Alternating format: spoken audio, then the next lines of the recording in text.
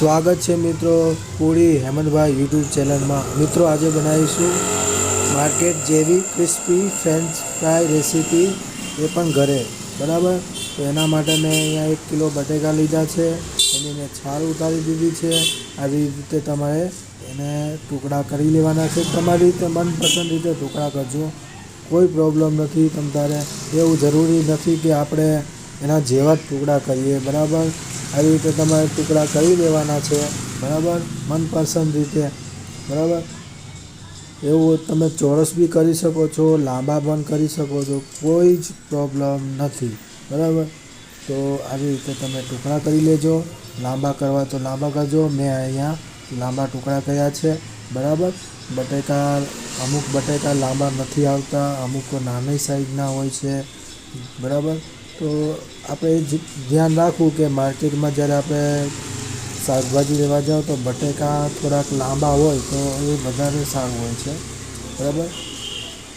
અને જો ના હોય તો કશો વાંધો નહીં બરાબર। તો આ રીતે તમારે ટુકડા કરી લેવાના છે બરાબર। અને વ્યવસ્થિત ટુકડા કરી અને પાણીની અંદર રાખી દેવાના છે, જેથી એનો સ્ટાર્ચ નીકળી જાય।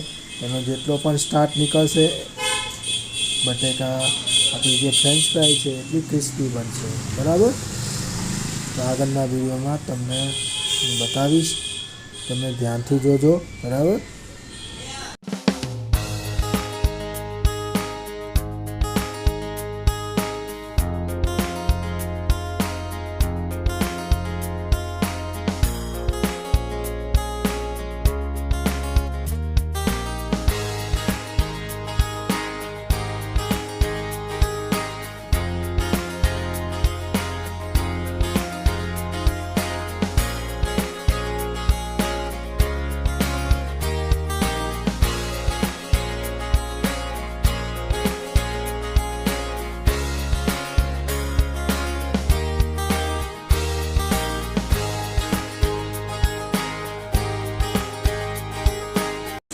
तो मित्रों आपणे आनो जे मांड कहेवाय के स्टार्ट कहेवाय बराबर, एने आपणे बराबर धोई नाखीशुं बराबर। આવી રીતે તમે તપેલી લઈ અને જેટલું તમારે પાણી જરૂર હોય એ પ્રમાણે તમારે બટેકાના ટુકડા હોય એ તમે હાથેથી મસળી નાખજો અને બરાબર એના જે બી સ્ટાર્ટ હોય એને બરાબર ધોઈ નાખજો બરાબર। પછી આગળ આપણે જોઈશું કે ગેસ ગરમ કરવાનો છે અને તપેલી મૂકી અને એને 2 કે 3 ઉભરા આવે ત્યાં સુધી એને રહેવા દેવાનું છે બરાબર। અને બરાબર 2 કે 3 પાણીમાં ધોઈ નાખવાનું છે। થોડું હુંફાળું પાણી થાય એટલે પાણી કાઢી લેજો બરાબર। વળી પાછું ગેસ ગરમ કરી પાછું તપેલીમાં મૂકજો। ત્યાર પછી એનો જે ઉભરો આવશે તો ઉપરનો જે સ્ટાર્ટ હશે એ તમને જોવા મળશે બરાબર। એ કાઢી લેજો, ગાળી લેજો। અને આપણે સૌ પ્રથમ એને બાફવાના નથી બરાબર। તો આપણે જે ફ્રેન્ચ ફ્રાઈના જે બટેકા છે હવે રેડી છે। હવે આપણે એની ઉપર કોર્નફ્લોર નાખીશું બરાબર। કોર્નફ્લોર નાખી બરાબર મિક્સ કરી લેવાનું છે બરાબર। મેં અહીંયા 10 રૂપિયાનો કોર્નફ્લોર લીધો છે બરાબર બરાબર। આવી રીતે તમારે પછી હાથેથી મિક્સ કરી લેવાનું છે બરાબર। પાણી જરાય પણ ના રહી જાય એ પણ ધ્યાન રાખવાનું છે બરાબર। બરાબર મિક્સ કરી લો।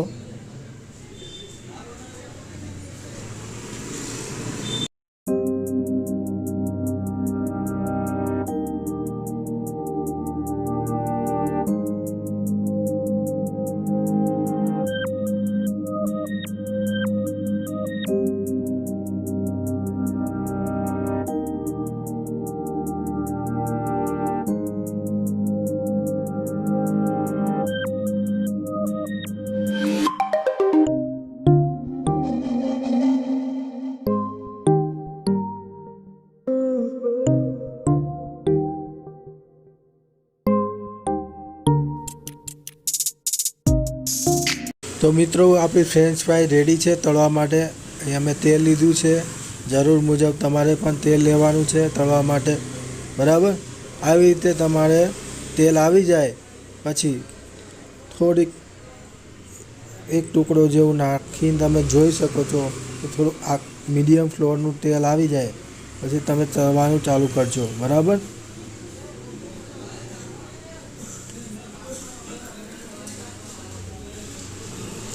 હવે હું અહીંયા એક ટુકડો નાખીને જોઉં છું, એટલે જોઈ લો તમે કે ધીમે ધીમે તેલ આવી રહ્યું છે,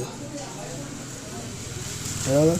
આવી રીતે તમારે આવી રીતે ટુકડા બધા આ જે તળવાની જે કળચી છે એમાં તમારે નાખી દેવાના છે, બરાબર।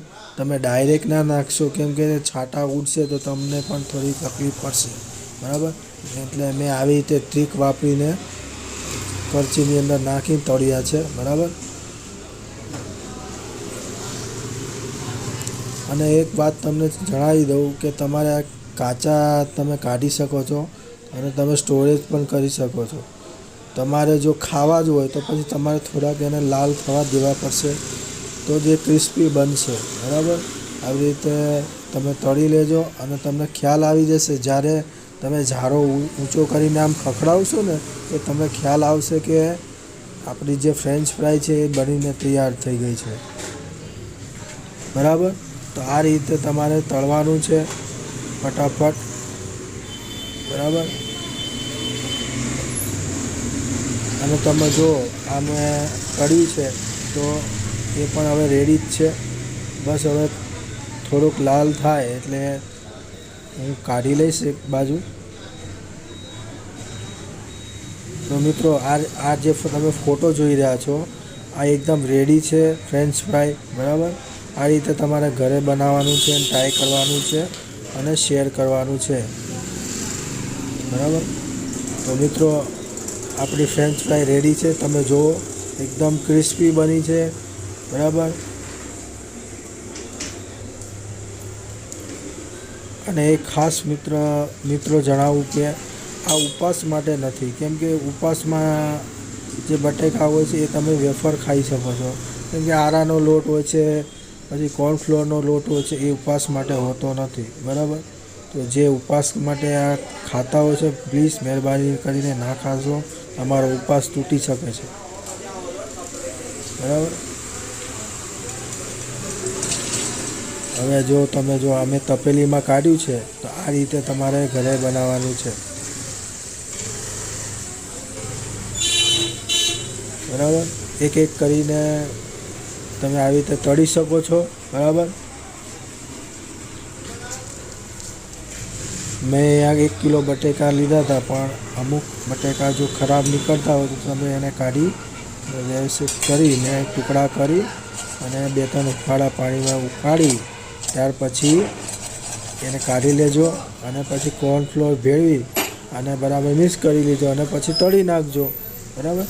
અને જો તમે તીખું ચાટ મસાલો, મરચું, મીઠું નાખી અને સર્વ કરજો, બરાબર। અને આ રેસીપી તમને પસંદ આવી તો પ્લીઝ શેર કરજો અને ચેનલને સબસ્ક્રાઈબ કરવાનું ના ભૂલતા।